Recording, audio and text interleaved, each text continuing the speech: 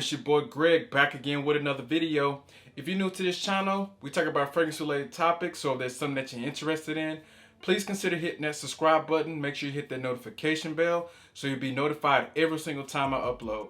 Alright guys, so this is probably my third time recording this video, man. I don't know what's been going on, but I've been trying to upload, but it was just like every time I would record and then I would, put the SD card into the computer, it would just delete. I don't know what was going on, but I figured out an alternative, but I'm here now, guys. So this video is going to be another installment of Is It Still Relevant Today? So for you guys who don't know or who are new to the channel, I normally do a video on fragrances that are, maybe 2, 3, 4, 5 years or older, fragrances that were once hyped up and just kind of lost, the hype. It just kind of went down slowly, because of new fragrances being made every day and being released every month, every year.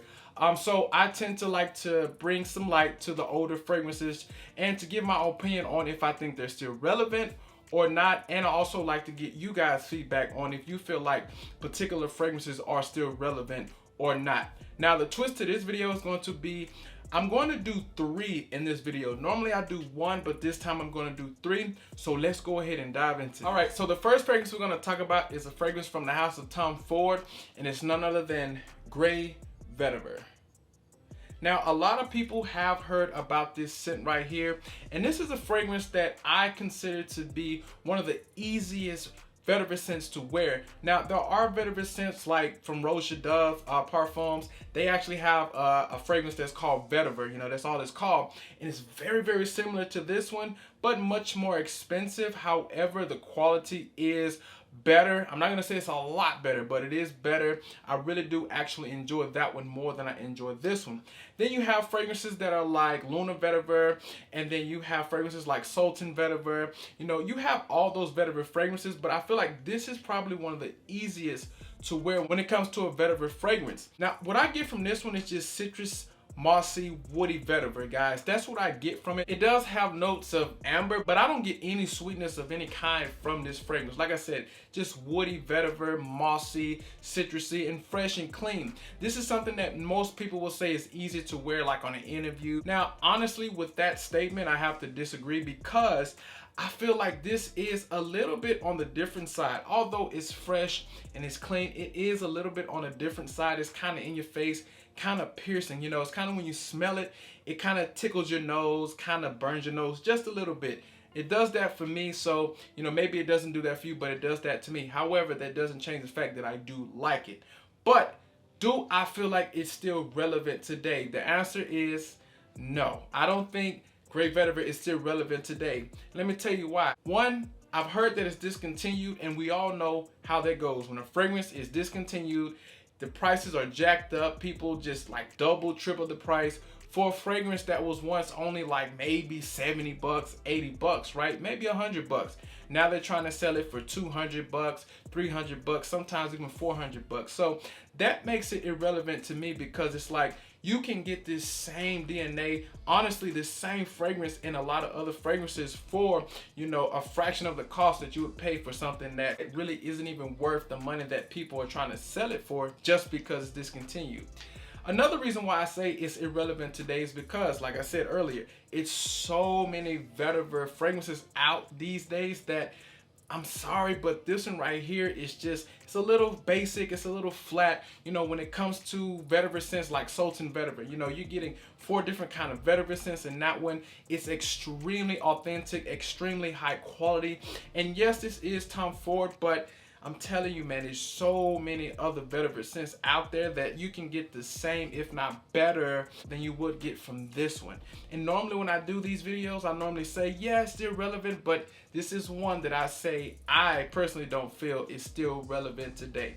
So again, from the house of Tom Ford, Vetiver. All right, so the next fragrance we're gonna talk about is from the house of Chanel, and it's Platnium Egoiste.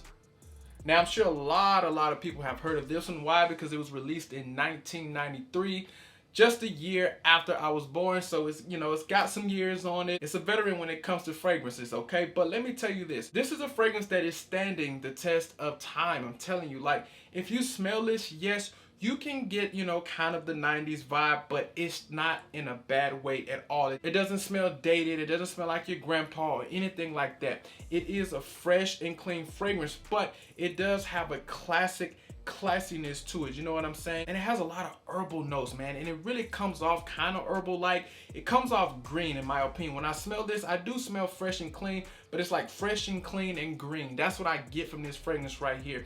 It is a little sharp around the edges, but not in a bad way. It's just kind of those herbal notes, you know. Then you got geranium, which is kind of giving it a slight sharpness in my opinion, but it's still good, guys. And it does have like a fresh citrus component. Like when you first spray it, you know, you are getting somewhat of a citrusy vibe, kind of like a lemon or orange, you know, something like that up top. And it actually stays within the fragrance from top to bottom, but it's not like a strong citrus present. It's just kind of there to give it that clean freshness, if you know what I'm saying. This is also mossy. I believe that it does have oak moss in it as well. So, you know, if that's something that you don't like, I wouldn't say let it scare you away, but you can definitely get that oak moss in this fragrance. But I'm telling you, this fragrance right here is definitely still relevant today, because it's not a simple fresh fragrance at all. This is a fragrance that really you can wear when you put a suit and tie on, or when you put some jeans and maybe a white tee on. You can wear it in any situation, in my opinion. At the office, going out to shop, just hanging out. This fragrance is gonna do that for you. This thing right here will be able to go up against any fresh fragrance that's out today, that's been released in the past 10 years. It will be able to hold its own. So do I feel like it's still relevant? Absolutely, guys. So again, from the house of Chanel, Platnium Egoiste. So last but not least is another fragrance from the house of Chanel, and it's none other than Bleu de Chanel Parfum. This fragrance right here is obviously extremely popular. We all know about Bleu de Chanel. Like everybody and their mama know about this fragrance. But this is the Parfum concentration. So I know people are kind of in between the EDT, the EDP, and then this one. I just went ahead and rocked with the Parfum because I feel like I got the best of all of them in one. But besides all that, let's talk about this fragrance. Now, this fragrance has been said to be like the starter of the blue trend. You know, back in 2017, 2018, man, those blue fragrances were pumping out, guys, I'm telling you. And they were saying that this one was like the starter of that. I mean, we had fragrances like Dior Sauvage, EDT, then we had Dylan Bleu, and they all were compared to one another. You know, oh, Bleu de Chanel is similar to Dior Sauvage and Dylan Bleu. And in my opinion, I'm gonna be honest with you, I don't believe that. But honestly, my opinion has just recently changed. And let me tell you what I mean. When I first got this fragrance, it was as a gift. I didn't really enjoy it, honestly. I didn't see the hype in it. I was like, okay, you know, it's another fresh fragrance, it's clean. My nose really wasn't matured. I didn't know how to really, you know, pick notes apart and kind of dissect the fragrance like I do now. And so just recently, I actually pulled this out of the back of my collection and wore it, and man, oh man, I really enjoyed it. It was almost like having a brand new fragrance, man.